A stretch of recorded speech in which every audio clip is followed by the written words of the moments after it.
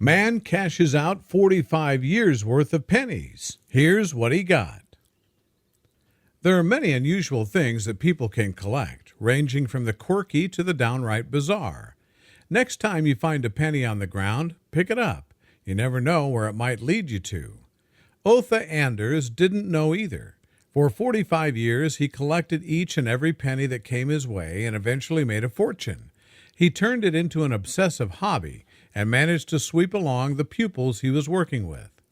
Whether it's the classics like stamps or the more recent trends like vintage Pokemon cards, humans have always liked gathering things together. Otha Anders saved his first penny more than 45 years ago when he found it on the ground. The coin reminded him to pray and give thanks. I became convinced that spotting a lost or dropped penny was an additional God-given incentive, reminding me to always be thankful, said Anders, 73. There have been days where I've failed to pray, and more often than not, a lost or dropped penny would show up to remind me. 15 5-gallon plastic water jugs and 500,000 pennies later, Anders on Tuesday deposited $5,136.14 into his account to go toward a recent dental bill.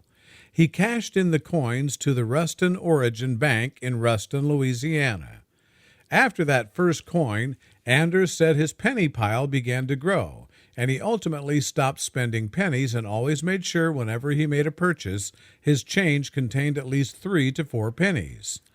Bank Vice President Jenny Cole said it was not a typical day at the bank when Anders had his collection of pennies rolled in on a dolly, but Anders is a longtime customer who they wanted to help.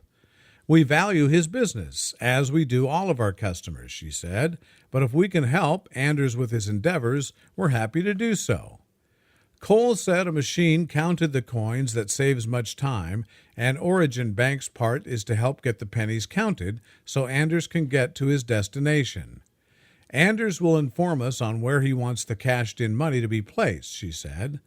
Cole said the bank will then send the pennies off to the FDIC, and the bank will receive their credit for them. I would never spend a penny, he said. I would break $1 before giving up a penny. As a supervisor for in-school suspended children for the Jackson School Board, Anders said his students learned about his penny fascination and would save them up to sell to him. But I never allowed anyone, not even my wife nor children, to give me pennies without being compensated, he said. I wanted the inner satisfaction that God and I acquired this collection. Anders said he has truly enjoyed looking at his penny collection to the extent that in the 1970s, when the U.S. government offered a $25 bonus for every $100 worth of pennies turned in, he refused to cash in his collection. 5 of Anders' closest friends and family helped him, and bank employees load the coins from the back of a pickup truck into the company's coin room. During the 5-hour process of counting the pennies, the plastic jugs were hacked open with an axe and hammer. The pennies were then poured into the coin machine with small plastic buckets. Anders sat next to the machine, watching his collection go down the counter, and the bank workers came in to change the coin bag every 20 minutes, since the coin machine bags needed to be changed after every $50. Anders said he would be truly remiss if he did not acknowledge his friend Jack Domino Kid Brown for helping him with his penny collection. Jack saved nickels as I saved pennies, and every nickel that passed through my hands I would save for him, he said. He did likewise with pennies for me. He said Brown could only redeem his nickels with pennies, and he could redeem his pennies only with nickels. Our exchange became competitive by each trying to outdo the other, and consequently our collections, his nickels, my pennies, began to multiply, he said. But now, since Anders' homeowner's insurance policy does not cover his collection, he has reluctantly turned them into the Origin Bank. If I was at someone's house and I found a penny, I would pick it up and I would keep it, he said.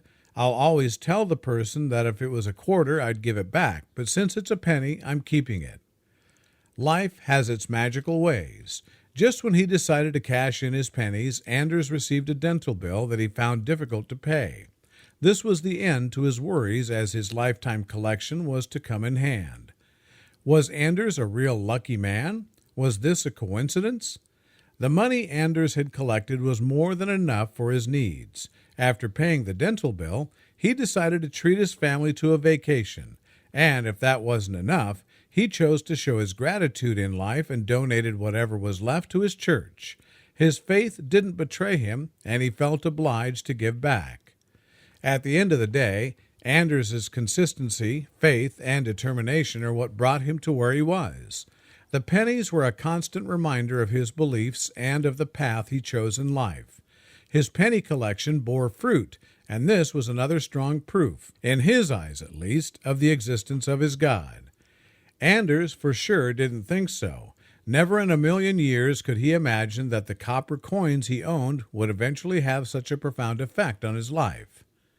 What was he going to do with his money? What would be the best investment? This was the next thing Anders had to work out.